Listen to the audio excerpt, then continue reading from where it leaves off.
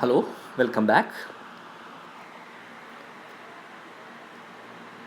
കഴിഞ്ഞ ടോക്കിൽ നമുക്ക് എന്താണ് ഒരു പ്രോസസ്സ്, എപ്പോഴാണ് ഒരു പ്രോസസ്സ് അണ്ടർ കൺട്രോൾ ആവുന്നത്, എപ്പോഴാണ് ഒരു പ്രോസസ്സ് ഔട്ട് ഓഫ് കൺട്രോൾ ആവുന്നത് എന്ന് നമ്മൾ മനസ്സിലാക്കി. ഇനി ഈ കാര്യങ്ങൾ ഒരു പ്രോസസ്സ് കൺട്രോളിലാണോ അതല്ല ഔട്ട് ഓഫ് കൺട്രോൾ ആണോ എന്ന് കണ്ടുപിടിക്കാനുള്ള ഒരു സ്റ്റാറ്റിസ്റ്റിക്കൽ ടെക്നിക്കാണ് നമ്മൾ ഡിസ്കസ് ചെയ്യാൻ പോകുന്നത്. ഈ ടെക്നിക്കിനെ നമ്മൾ കൺട്രോൾ ചാർട്ട് എന്നാണ് പറയുക.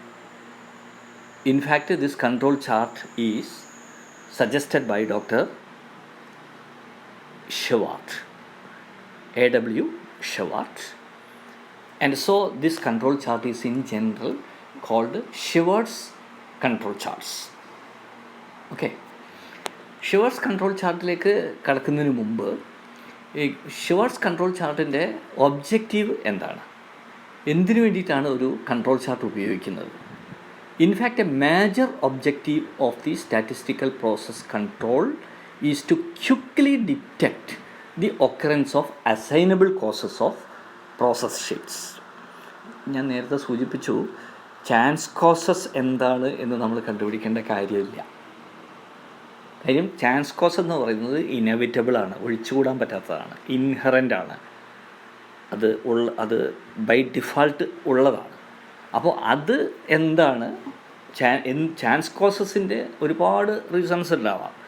അത് നമ്മൾ കണ്ടെത്തേണ്ട കാര്യമില്ല, കാരണം അത് കണ്ടെത്താൻ നമുക്ക് പറ്റില്ല, നമ്മുടെ കൺട്രോളിലല്ല.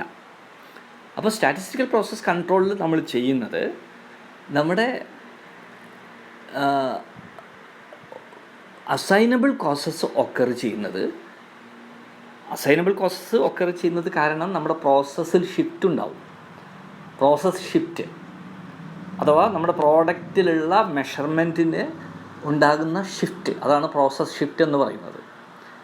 ക്രിട്ടിക്കൽ ക്വാളിറ്റി ക്യാരക്ടറിസ്റ്റിക്സിനെ കുറിച്ച് നമ്മൾ പറഞ്ഞു. ആ ക്വാളിറ്റി ക്യാരക്ടറിസ്റ്റിക്സിൽ ഉണ്ടാവുന്ന, ആ മെഷർമെൻറ്റിൽ ഉണ്ടാവുന്ന ഷിഫ്റ്റ്, അൺഡിസൈറബിൾ ഷിഫ്റ്റ്, ചെറിയ ഷിഫ്റ്റൊക്കെ നമുക്ക് ടോളറബിളാണ്, പക്ഷേ you can see some undesirable shifts in the quality characteristics. ഇത് കണ്ടെത്തുക എന്നുള്ളതാണ് സ്റ്റാറ്റിസ്റ്റിക്കൽ പ്രോസസ് കൺട്രോളിൻ്റെ പ്രധാനപ്പെട്ട ഒബ്ജക്റ്റീവ് എന്ന് പറയുന്നത്. ഓക്കെ, അങ്ങനെ കണ്ടെത്തി കഴിഞ്ഞാൽ we can take corrective action before many non conforming products are produced. Assignable causes സമയത്തിന് കണ്ടെത്തിയിട്ടില്ലെങ്കിൽ എന്താണ് സംഭവിക്കുക? നമ്മുടെ പ്രോഡക്ട്സ്, ഒരുപാട് ഡിഫക്റ്റീവ് പ്രോഡക്ട്സ് അഥവാ നോൺ കൺഫോമിംഗ് പ്രോഡക്ട്സ് മാനുഫാക്ചർ ചെയ്യപ്പെടും. അത് നമ്മുടെ പ്രോസസ്സിനെ തകരാറിലാക്കും, നമ്മുടെ ഓർഗനൈസേഷൻ്റെ പ്രോഫിറ്റബിലിറ്റിയെ അത് മോശമായി ബാധിക്കും. അപ്പോൾ ഇതൊക്കെ ഒഴിവാക്കാൻ വേണ്ടിയിട്ടാണ് നമ്മൾ statistical process control techniques, SPC techniques ഉപയോഗിക്കുന്നത്. ഈ കൺട്രോൾ ചാർട്ട് എന്ന് പറയുന്നത് വളരെ സിമ്പിളായിട്ട് പ്രോസസ്സ് നടന്നുകൊണ്ടിരിക്കുമ്പോൾ തന്നെ നമുക്ക് ഉപയോഗിക്കാവുന്ന ഒരു ടെക്നിക്കാണ്. അതുകൊണ്ട് ഈ കൺട്രോൾ ചാർട്ടിനെ we call it as an online process monitoring technique. Online process monitoring, ഇത് പ്രോസസ്സ് നടന്നുകൊണ്ടിരിക്കുമ്പോൾ തന്നെ നമുക്ക് അതിൽ നിന്ന് ചില ഡാറ്റ കളക്ട് ചെയ്തിട്ട് പ്രോസസ്സിനോടൊപ്പം തന്നെ നമുക്ക് ആ പ്രോസസ്സിനെ മോണിറ്റർ ചെയ്യാനുള്ള ഒരു ടെക്നിക്കാണ് കൺട്രോൾ ചാർട്ട് എന്ന് പറയുന്നത്. So it is called an online processing monitoring technique which is widely used for this particular purpose of detecting assignable causes and by which we can make corrective actions. ഈ control chart ഇതിനു വേണ്ടി മാത്രം ഉപയോഗിക്കുന്നതല്ല. ഈ control chart കൊണ്ട് മറ്റ് പല ഉപയോഗങ്ങളുണ്ട്.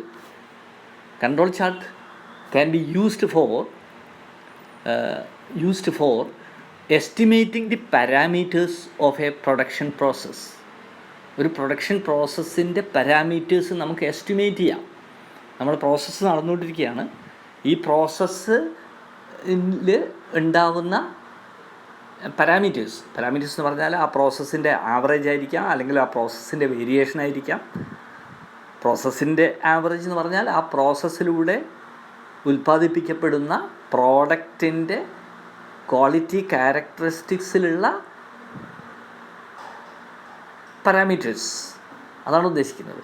അത്തരം പാരാമീറ്റേഴ്സിനെ നമുക്ക് എസ്റ്റിമേറ്റ് ചെയ്യാൻ പറ്റും. പ്രൊഡക്ഷൻ പ്രോസസ്സിൻ്റെ പാരാമീറ്റേഴ്സിനെ നമുക്ക് എസ്റ്റിമേറ്റ് ചെയ്യാൻ പറ്റും. അതുപോലെ തന്നെ നമുക്ക് ഇതിൻ്റെ വേരിയബിലിറ്റി എലിമിനേറ്റ് ചെയ്യാൻ പറ്റും.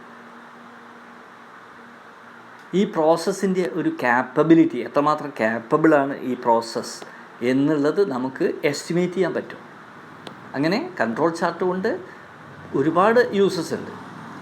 അത് ഓൺലൈൻ പ്രോസസ്സിംഗ് മോണിറ്ററിംഗ് ടെക്നിക്കാണെന്ന് മാത്രമല്ല, അതോടൊപ്പം തന്നെ ഈ പ്രോസസ്സിൻ്റെ പാരാമീറ്റേഴ്സിനെ എസ്റ്റിമേറ്റ് ചെയ്യാൻ പറ്റും, പ്രോസസ്സിൻ്റെ ക്യാപ്പബിലിറ്റി എസ്റ്റിമേറ്റ് ചെയ്യാൻ പറ്റും, പ്രോസസ്സിൽ വരുന്ന വേരിയബിലിറ്റിയെ നമുക്ക് എലിമിനേറ്റ് ചെയ്യാനും റെഡ്യൂസ് ചെയ്യാനും അതോടൊപ്പം ഒരുപക്ഷെ എലിമിനേറ്റ് ചെയ്യാനും പറ്റും.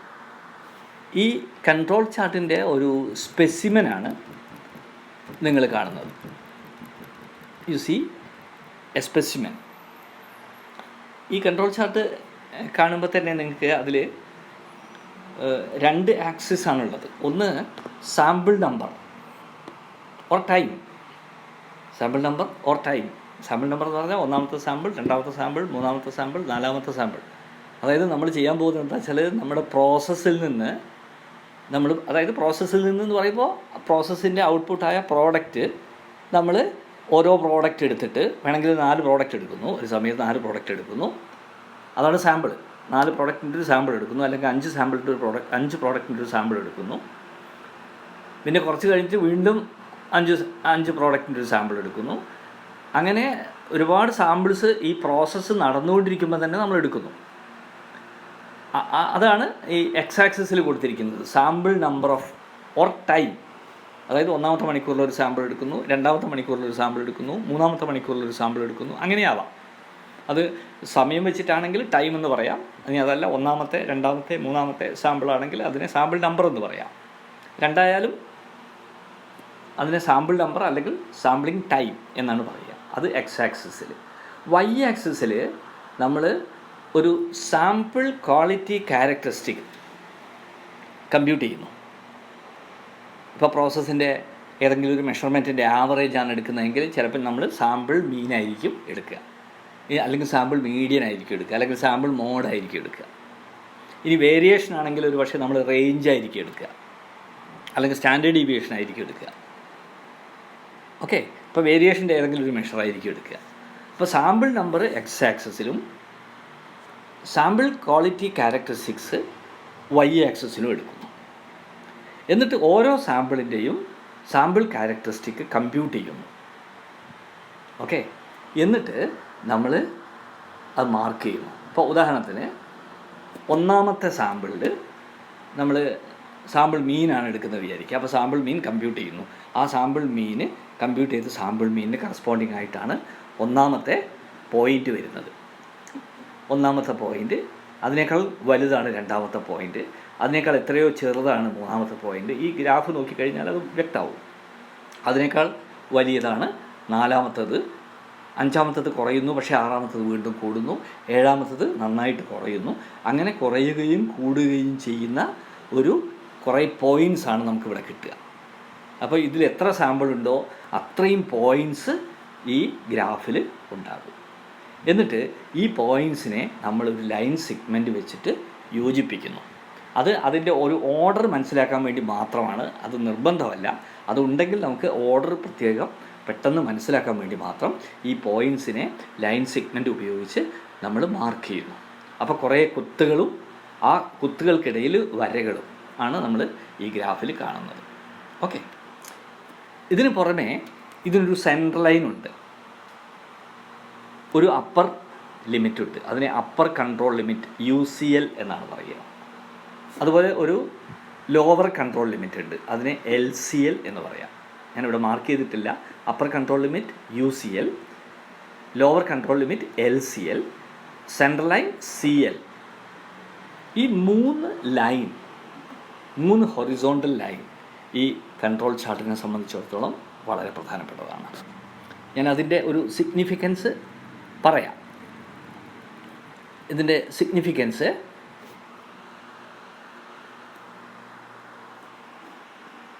Control chart may also be used to estimate. Okay, control ചാർട്ടിൻ്റെ യൂസസ് ആണ് ഞാൻ പറഞ്ഞിരിക്കുന്നത്, ഞാൻ നേരത്തെ സൂചിപ്പിച്ചു. ഇതിൻ്റെ ഒരു സ്റ്റാറ്റിസ്റ്റിക്കൽ ബേസിസ് എന്ന് പറയുന്നത്, the control chart is a graphical display of quality characteristics that has been computed from a sample versus sample number or time. Okay, a typical control chart is shown in figure 1. ഇതാണ് figure 1. ഇവിടെ ഈ control ചാർട്ടിൽ central line, upper control limit, lower control limit. Okay, ഇനി ഇതിനെ നമ്മൾ interpret ചെയ്യുക. ഈ interpretation വളരെ പ്രധാനമാണ്. എങ്ങനെയാണ് ഇൻ്റർപ്രറ്റ് ചെയ്യുക നോക്കാം. ഈ ചാർട്ട് സെൻട്രൽ ലൈൻ എന്ന് പറയുന്നത് it represents the average value of the quality characteristic corresponding to the in control state. അതായത് പ്രോസസ്സ് ഇൻ കൺട്രോൾ ആണെങ്കിൽ എന്ന് പറഞ്ഞു കഴിഞ്ഞാൽ അതിൻ്റെ അർത്ഥം ഇവിടെ ചാൻസ് കോസസ് മാത്രമാണ് പ്രസൻ്റ് ആയിട്ടുള്ളത്. എന്ത് പ്രസൻ്റ് അല്ല? അസൈനബിൾ കോസസ് പ്രസൻ്റ് അല്ല. അങ്ങനെ വരുമ്പോൾ ഇൻ കൺട്രോൾ സ്റ്റേറ്റ് എന്നാണ് പറയുക. ഇൻ കൺട്രോൾ സ്റ്റേറ്റിലാണ് ഒരു പ്രോസസ്സ് എങ്കിൽ ഈ പോയിൻറ്റ്സൊക്കെ സെൻട്രൽ ലൈനിലായിരിക്കണം ഉണ്ടാകേണ്ടത്. പക്ഷേ സെൻട്രൽ ലൈനിൽ കൃത്യമായിട്ട് ഉണ്ടാകണം എന്നില്ല. ആ സെൻട്രൽ ലൈനിന് മുകളിലായിട്ട് വരുന്ന ഒരു അപ്പർ കൺട്രോൾ ലിമിറ്റിലും ആ സെൻട്രൽ ലൈനിന് താഴെ വരുന്ന ഒരു ലോവർ കൺട്രോൾ ലിമിറ്റിനും ബൗണ്ട് ചെയ്തിരിക്കുകയാണ് നമ്മുടെ പോയിൻറ്റ്സ്. ഓക്കെ, അപ്പോൾ ഈ പോയിൻ്റ് എന്ന് പറയുന്നത് control limits R chosen. Control limit എങ്ങനെയാണ് കമ്പ്യൂട്ട് ചെയ്യുക എന്നുള്ളത് ഞാൻ പിന്നീട് പറയാം. These control limits are computed or chosen in such a way that if the process is in control, nearly all of the sample points will fall between them. Okay, അതായത് ഇപ്പോൾ 20 സാമ്പിളാണ് നിങ്ങൾ എടുത്തിരിക്കുന്നത് വിചാരിക്കാം. ഈ 20 സാമ്പിളും UCLൻ്റെയും LCLൻ്റെയും ഇടയിൽ വരണം. അതായത് അപ്പർ കൺട്രോൾ ലിമിറ്റിന് മുകളിലും പോകാൻ പാടില്ല, ലോവർ കൺട്രോൾ ലിമിറ്റിന് താഴെയും പോകാൻ പാടില്ല. ഏറെക്കുറെ നമ്മൾ ഈ ഫിഗറിൽ ഉള്ളത് മാതിരി ആയിരിക്കണം. ഇതൊരു ടിപ്പിക്കൽ ഗ്രാഫാണ്. ഇതിൽ എന്താണ് എല്ലാ പോയിൻറ്റ്സും എവിടെ കിടക്കുന്നു? അപ്പർ കൺട്രോൾ ലിമിറ്റിന് താഴെ, ലോവർ കൺട്രോൾ ലിമിറ്റിന് മുകളിൽ, സെൻട്രൽ ലൈനിന് മുകളിലും താഴെയൊക്കെ ആയിട്ട് പോയിൻ്റ് ഉണ്ട്. ഓക്കെ, അപ്പോൾ ഈ പ്രോസസ്സ് ഇൻ കൺട്രോൾ ആണ് എന്ന് നമുക്ക് പറയാൻ പറ്റും. ഓക്കെ,